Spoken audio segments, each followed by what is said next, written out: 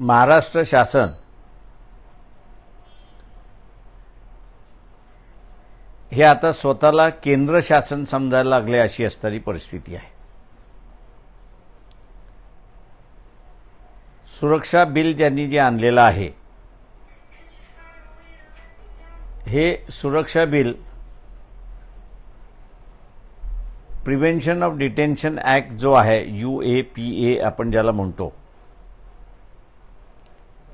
त्याची duplicate copy आहे असं मी त्या ठिकाणी मानतोय।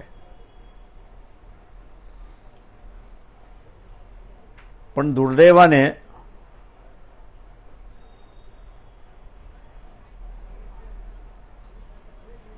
महाराष्ट्र शासन आणि महाराष्ट्र विधानसभा आणि विधान परिषद या दोघांनाही असा कायदा करण्याच्या दृष्टिकोनातून अधिकारच नाही असं मी त्या ठिकाणी मानतोय।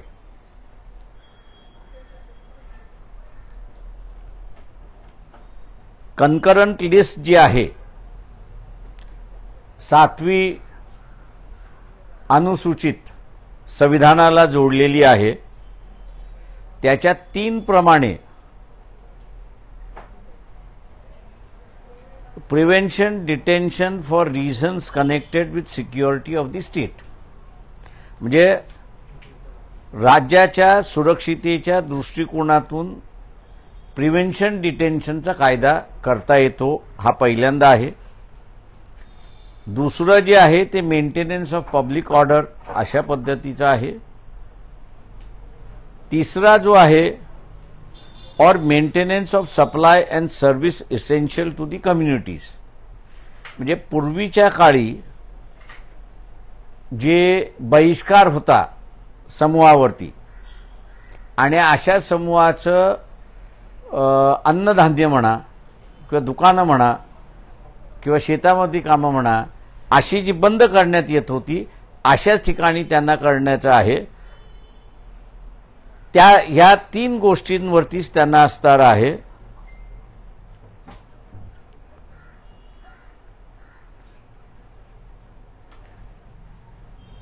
याच्या पलीकडे राज्य शासनाला कुठलाही कायदा करण्याचा अधिकार नाही। आता पहिला विषय जर आपण घेतला सिक्युरिटी ऑफ द स्टेट असं आपण त्या ठिकाणी म्हटलं तर आत्ताचा नवीन कायदा जो आहे BNSS आणि BNS म्हणजे जुना लोकांच्या तोंडामध्ये तोच आहे क्रिमिनल प्रोसिजर कोड आणि इंडियन पेनल कोड या 2 गोष्टी अगोदरच कायद्याने बंदिस्त करण्यात आलेल्या आहेत आणि सुरक्षितेच्या दृष्टिकोनातून जे काही कायदे करायचे होते ते त्या ठिकाणी करण्यात आलेले आहेत।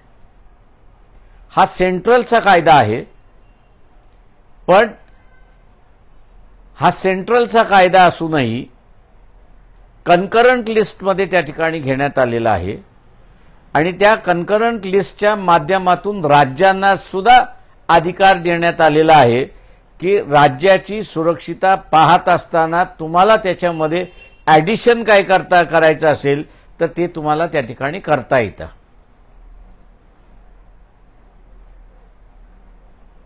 राहिला प्रश्न या ठिकाणी 2 गोष्टींचा आहे। एक म्हणजे प्रिव्हेन्शन म्हणजे काय? प्रिव्हेन्शन म्हणजे थांबवणं आणि क्रिमिनल ॲक्ट म्हणजे काय? जी कृती करून झालेली आहे आणि ती गुन्हेगारी स्वरूपाची आहे अशा संदर्भातला आहे। त्याच्यामुळे शासनाला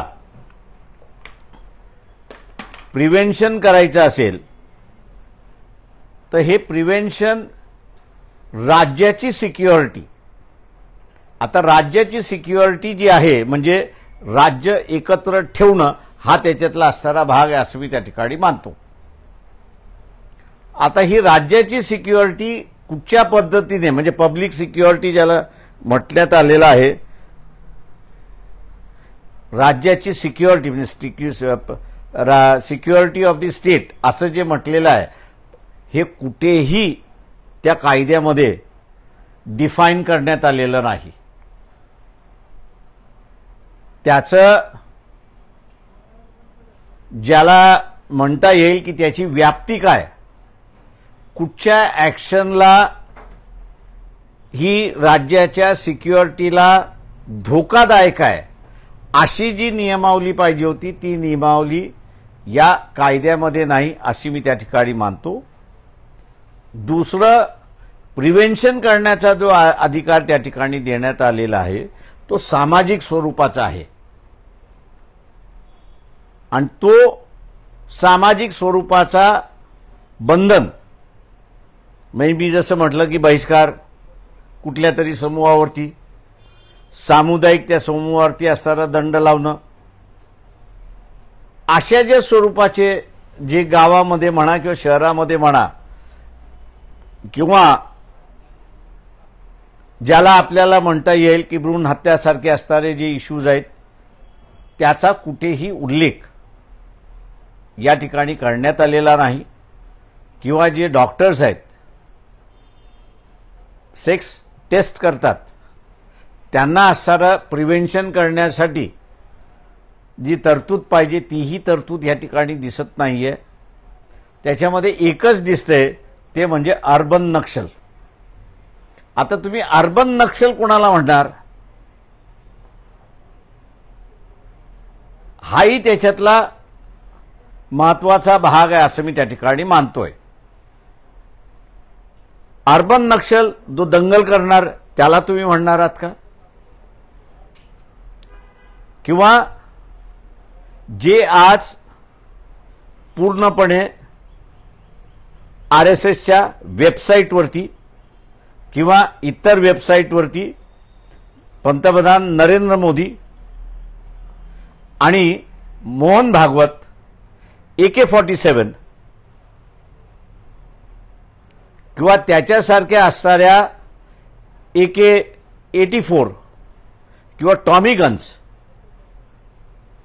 यांची पूजा करताना जे दिसतात आहेत, मिलिटरीमध्ये सुद्धा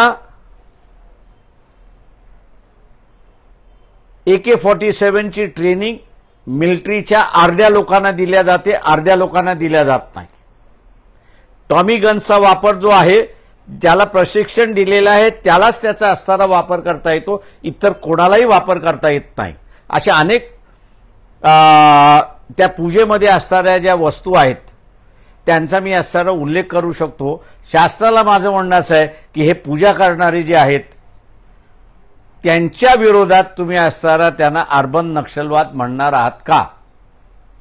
शासन जर त्यांना अर्बन नक्षलवाद म्हणणार नसेल तर आम्ही कोर्टामध्ये जसं हे चॅलेंज करण्यासाठी जाणार आहोत. रद्द होईल त्यावेळेस होईल असं मी त्या ठिकाणी मानतोय.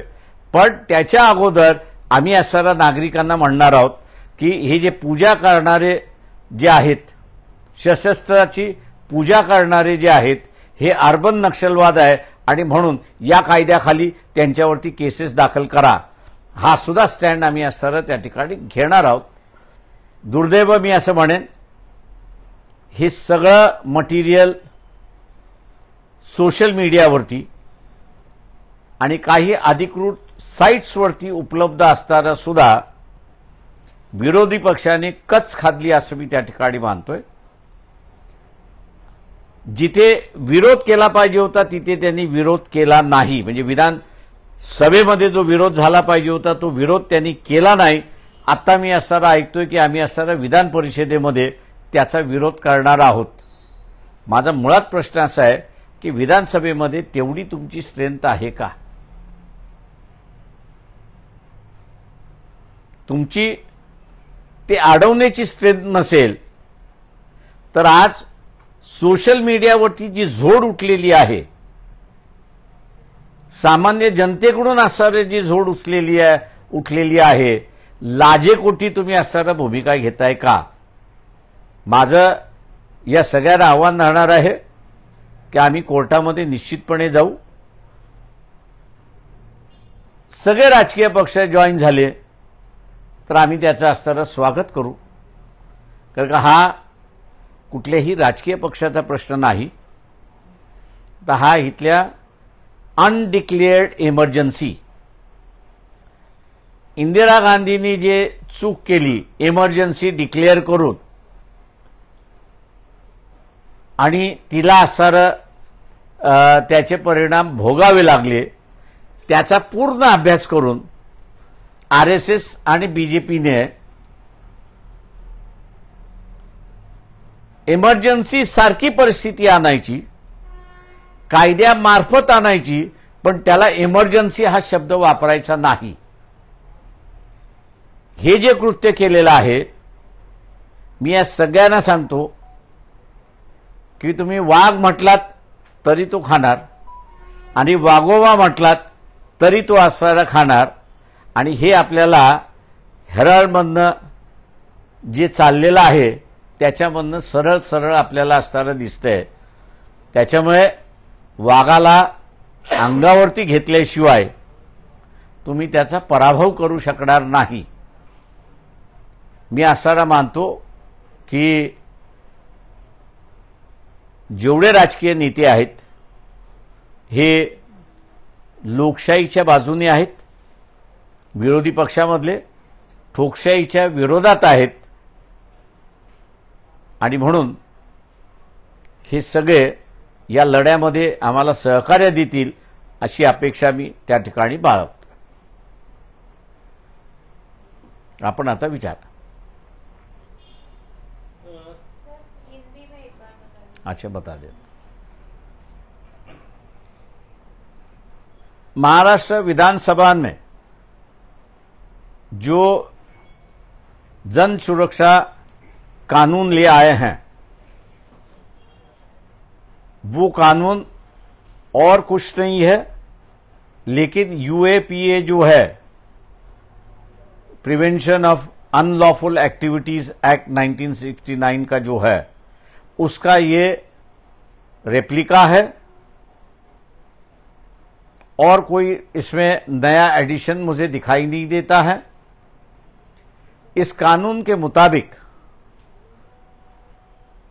राज्य सरकार को जो है वो कंकरेंट लिस्ट के अंदर, क्योंकि यूनियन लिस्ट के अंदर जो है वो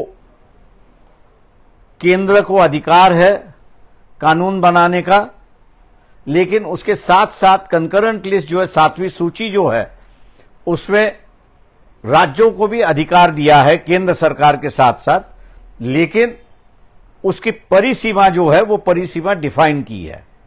वो परिसीमा एक है कि अगर राज्यों में कोई अशांति हो रही है तो उसके लिए आप कानून बना सकते हो.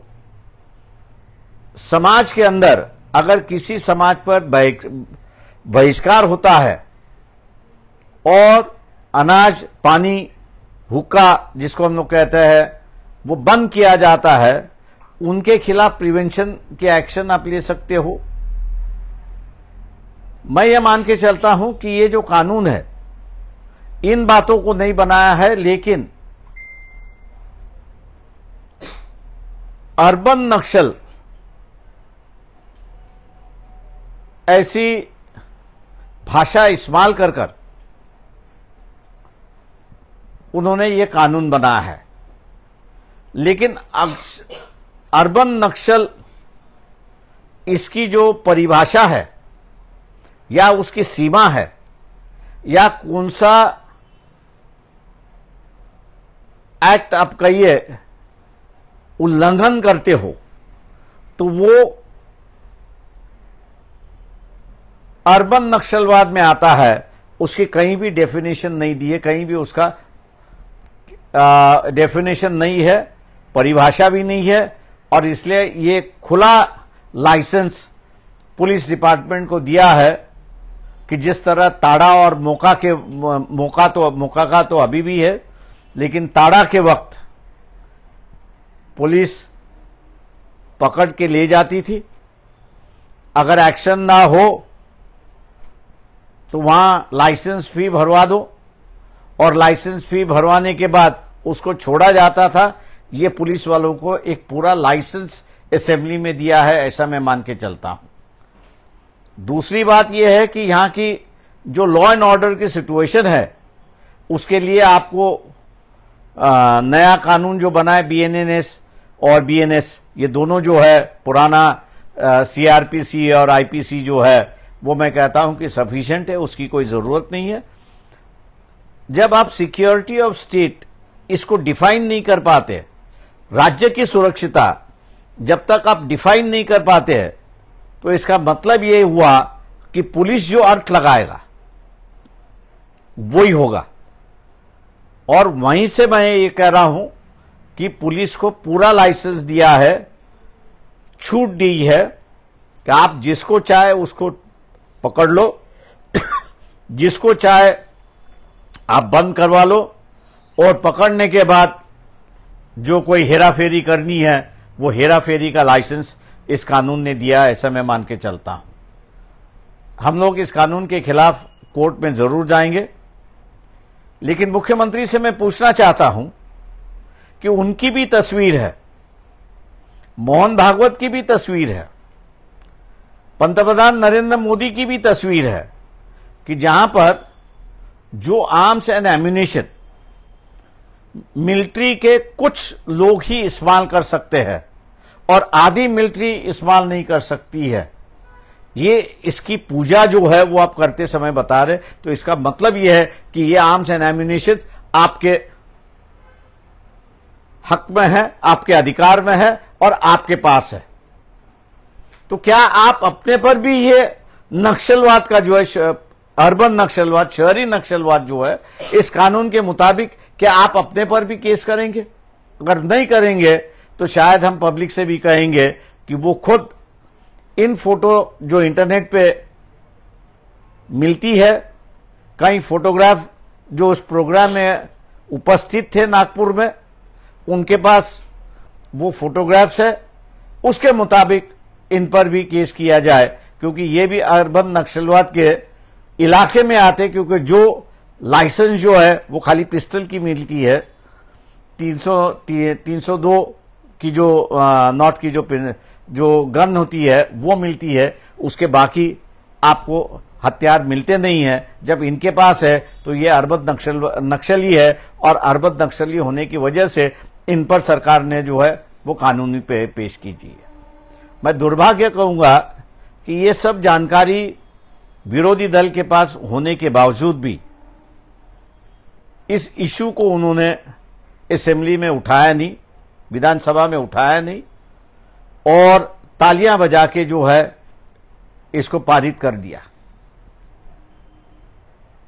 लोगों में से जब आवाज उठना शुरुआत हुई और इसके खिलाफ की आवाज हुई, क्योंकि जहां तक हमारी जानकारी है, जो सुनवाई हुई थी उसमें करीब करीब 12,000 एप्लीकेशन आए थे कि जो इस बिल के खिलाफ थे, और आज वो सोशल मीडिया के माध्यम से अपनी आवाज बुलंद कर रहे हैं। तो मैं ये सुन रहा हूं कि विधान परिषद में ये जब बिल आएगा तो उसको हम लोग विरोध करेंगे। मैं ये मान के चलता हूं कि एक नौटंकी है, और नौटंकी इसलिए कह रहा हूं कि क्या विधानसभा में आपके पास इतनी संख्या है, क्या आप इसको रोक पाएंगे? इस नौटंकी के बजाय मैं सभी विरोधी दल से आग्रह करता हूं, जो पिटीशन हम लोग दाखिल करेंगे उसके साथ में आप सहयोग दीजिए। आपकी पार्टी भी वहां पर उस पिटीशन को अपनी पार्टी की ओर से दाखिल करे, और ये कानून अनकॉन्स्टिट्यूशनल है, संविधान के खिलाफ है, ऐसा निर्णय हाईकोर्ट से लेने की कोशिश करेंगे। अगर इनमें वो शामिल हो जाते हैं तो मैं मान के चलता हूं कि सरकार को झुकना होगा और इस कानून को खारिज करना होगा। सर, जिस प्रकार आज आपने विस्तार से ये बात रखी, लेकिन हाउस में अपोजिशन उस तरीके से नहीं अग्रेसिवली बात कर पाया इस मुद्दे पे, तो क्या आपकी अपोजिशन से कोई बात हुई है इस मैं ये कहूंगा कि जो लेकर एक सवाल और ऐड कर देता हूँ कि विपक्ष के लोग भी जो हैं ये जब बिल की कमेटी बनी थी तो उसमें विपक्ष के लोग भी थे, जितेंद्र आव्हाड भी थे, तो क्या आप लगता है कि विपक्ष के लोग भी इस कमेटी में थे और तब भी अपोज नहीं करना? देखिए, जहां तक ये बिल की जब चर्चा शुरुआत हुई तो पार्टी की ओर से 9 पेज की जो आप लोगों को भेजी है वो सभी पार्टियों को दी गई थी।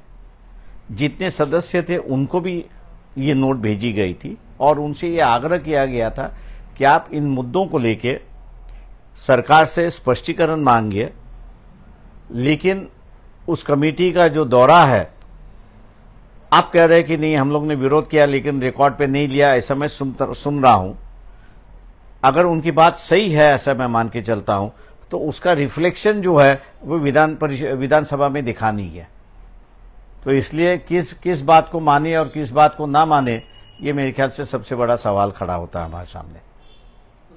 तुम्ही म्हणता आहात की याच्यामध्ये स्त्रीभ्रूण हत्या असेल किंवा सामाजिक बहिष्कारासारखे जे मूळ मुद्दे आहेत, जे आवश्यक आहेत, त्याचा अंतर्भाव दिसत नाहीये आणि फक्त शहरी नक्षलवाद ज्या पद्धतीनं बंबार्डिंग केला जातोय, तर काय याच्या मागची जी मानसिकता काय आहे? माझं म्हणणं असं आहे की शहरी म्हणजे शहरामध्ये कुठेतरी फायरिंग झाली आहे का पोलीस आणि समूहामध्ये, तर आपल्याला कुठेही दिसत नाही। म्हणून आम्ही असं म्हणालो की शहरी नक्षलवाद म्हणजे नेमकं काय? तुम्ही ट्रेड युनियन यांचा मोर्चा काढणार, त्याला तुम्ही अर्बन नक्षलवाद म्हणणार का? एखाद्या राजकीय पक्षाने एखाद्या प्रश्नावरती लढा उभा केला, त्याला तुम्ही नक्षलवाद म्हणणार का? किंवा शेतकऱ्यांनी इथला असणारा भाव मिळत नाही आणि त्याच्या विरोधात त्यांनी आवाज उठवला तर त्याच्यामध्ये आहे का? किंवा उद्या इथे असणारा जो याचा कायदा आहे मनी लेंडरचा, त्या प्रमाणात कारवाई झाली पाहिजे ही मागणी घेऊन आल्यानंतर तुम्ही त्यांना असणारा अर्बन नक्षलवाद ठरवणार आहात का? नेमकं कोणाला तुम्ही अर्बन नक्षलवाद ठरवणार आहात?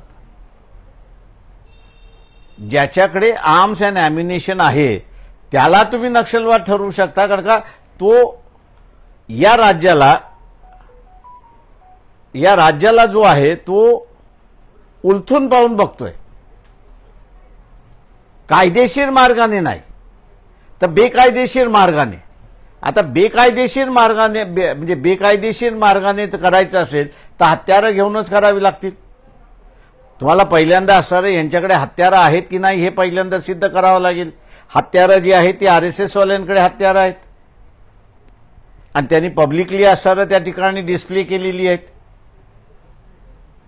की ज्याचे असणारे फोटोग्राफर पण आहेत आणि काही असणारं हे इंटरनेटवरती सुद्धा असणारं मिळतात। त्यांना तुम्ही असणारं नक्षलवादाच्या कारवाई करणार आहात का? हा त्याच्यातला मोठा प्रश्न आहे। मी सगळ्या विरोधी पक्षांना आवाहन करणार आहे की सामान्यातला सामान्य माणूस एखाद्याने मोहन भागवत, देवेंद्र फडणवीस, त्याच्यानंतर नरेंद्र मोदी हे जे पूजा करताना दिसणारी व्यक्ती आहेत, यांच्या विरोधात त्यांनी असणारा कोर्टामध्ये दाद मागितली की ह्यांना अर्बन नक्षलवाद म्हणून डिक्लेअर करा, तर सर्व राजकीय पक्षाने त्या माणसाच्या पाठीमागे उभं राहिलं पाहिजे। तरच खऱ्या अर्थाने तुम्ही विरोधक आहात, नाही तर तोंड देखलेपणा तुम्ही फक्त दाखवलेला आहात, एवढंच फक्त त्याच्यामधलं होईल। म्हणजे दसऱ्याला जे शस्त्रपूजन होतंय, मग हे शहरी नक्षलवादात तुमच्या मतानं? माझ्या मताप्रमाणे काय शेवटी असं आहे की कायद्याने असं म्हणता येतं की तुम्हाला पिस्तल आणि 302 अशी जी गन आहे, या 2 गनचंच तुम्हाला लायसन्स मिळू शकतं। दुसऱ्या हत्याराचं तुम्हाला लायसन्स मिळतच नाही आणि ती जर तुम्ही बाळगत असाल तर ती बाळगणी इटसेल्फ म्हणजे ती बाळगणं हेच राज्याला उलथून टाकणं हा त्याचा अर्थ होतो। सर, आप एक बहुत वेल नोन जुडिशियरी मेंबर भी है और लेजिस्लेचर मेंबर भी, जिन्होंने बिल लाया वो भी एक लॉयर है और वो भी लेजिस्लेचर मेंबर। तो ये लड़ाई लेजिस्लेचर के थ्रू होगी या जुडिशियल के थ्रू होगी? ये अभी जो है, जब ये विधान परिषद में पारित होगा और 100% पारित होगा, उसमें कोई मुझे दोहरा नहीं है, ये बिल जाएगा हाईकोर्ट में इसकी कॉन्स्टिट्यूशनलिटी चेक करने के लिए। क्या ये बिल जो है with in the 4 walls of the constitution है या नहीं है। जिम्मेदारी है कि जो इसको चैलेंज कर रहा है उसको दिखाने की ये with in the 4 walls of the constitution नहीं है। अगर वो ये सिद्ध कर पाए तो ये बिल खारिज होगा। सर, पुण्यामध्ये काही दिवसांपूर्वी आपण बघितलंय की एक नाटक सुरू होतं आणि त्या दरम्यान ते मी आता ह्याच्यावरतीच बोलणार, दुसऱ्या ह्याच्यावरती नाही। विषयाच्या अनुषंगानं की याचा सगळा जो आता तुम्ही सर्व इतर जे विरोधकांना एकत्र येण्याचं आवाहन केलेलं आहे, याचा पुढचा जो लढा आहे या बिलाच्या विरोधाचा, तो न्यायालयीन लढा कसा असणार? आम्ही जेव्हा ती नोट तयार केली तेव्हाच आम्ही असं पिटिशन सुद्धा तयार करायला सुरुवात केली होती त्या ह्याच्यामध्ये। कारण का पक्षबळ बघताना विरोधकांकडे जरी त्यांनी विरोध करायचा ठरवला तो विरोधातला विरोध होईल, पण विधानसभेमध्ये ते पारित होईल हे आमच्या लक्षात होतं। त्याच्यामुळे आम्ही पिटिशन असताना तयार करायला घेतलेली आहे। विधान परिषदेमध्ये ती सादर झाली आणि तिथे मंजुरात मिळाली की आम्ही असताना हायकोर्टामध्ये ती पिटिशन दाखल करू ना। आज नाही, बाकी कुछ नहीं। ठीक, थैंक यू। चलो, अरे उनमें हाँ, एक इंग्लिश बाइट ओके करता हूँ। उमेश।